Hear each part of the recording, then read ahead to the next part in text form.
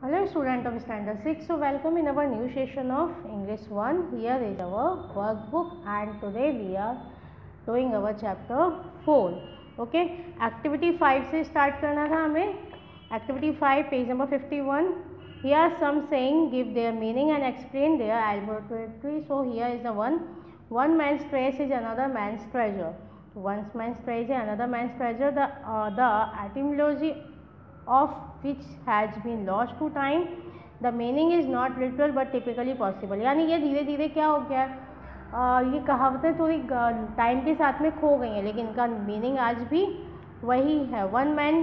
One person may consider worthless could be highly praised by someone else. यानी कोई भी चीज़ जो एक पर्सन के लिए किसी काम की नहीं होती पर किसी दूसरे के लिए बहुत काम की होती है. Next is waste not want not. So it means that if you don't waste money and other vital resources in your present time, then you will never fall short of it and the future. अगर आप किसी चीज़ या कोई vital resources को अपने present moment में waste नहीं करते हो, then you will never fall. फिर वो आगे जाके आपको उस चीज़ की कमी कभी नहीं होगी. In the future, not only money but one should not waste food, energy and time in doing wasteful tasks. यानी केवल मनी ही नहीं, किसी को अपना फूड, एनर्जी कुछ भी वेस्ट नहीं करना चाहिए. किसी भी वेस्टफुल टास्क पर कुछ अपना food, energy and time waste नहीं करना चाहिए. Okay, so the next is garbage in, garbage out. So we can take certain action to reduce the amount of garbage we produce. For that, we should follow the principle of these like reduce, reuse and recycle. So we can take certain action. हमें certain action लेने चाहिए to reduce the amount of garbage. Garbage का जो amount है वो reduce करने के लिए भी मतलब garbage कम होना चाहिए. हमें क्या करना चाहिए? Simple principle follow करना चाहिए. Reuse, reduce and recycle. Okay, ये आपको workbook में करना है. Then activity 6 working on the trash. We have been working on recycling. All the trash we can. हमें किस पे work करना चाहिए? Recycling पे. All the trash we can. जितना भी trash हमारे पास है. It's a very we have been working on recycling. It's a very simple plan. Separate your glass and paper. Separate plastic from tin. Take the trash that you have recycled to your recycle bin. So what is recycling? So recycling is a process to change material into new product. Recycling क्या है? एक process है material को change करने में new product में to prevent waste of potentially useful material. यानी waste को पोटेंशियली यूजफुल मटेरियल में चेंज करना. What is to be done for recycling? For recycling we have to separate all the trash item. We need to separate glass from paper and plastic, tin etcetera.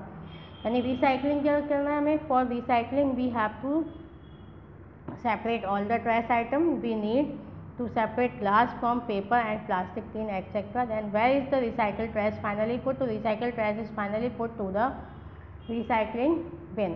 Next is we have working on reducing all the trash we can. We have working on reducing. यानी हम किस पे work करते हैं? reducing पे work करना है हमें. It's a very simple plan. Don't go wasting any product. Use exactly what you need. Don't buy thing in extra wrapping. Reduce and you will succeed.